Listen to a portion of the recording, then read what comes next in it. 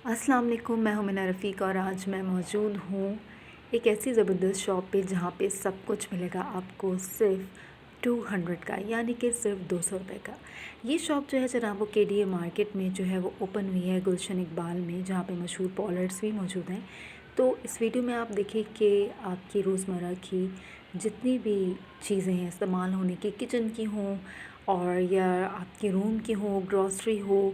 या क्लीनिंग के हवाले से कोई भी चीज़ हो, बच्चों की ज्योमेट्री बॉक्स हों, कोई भी बॉटल्स हों, ग्लास हों, कंटेनर्स हों,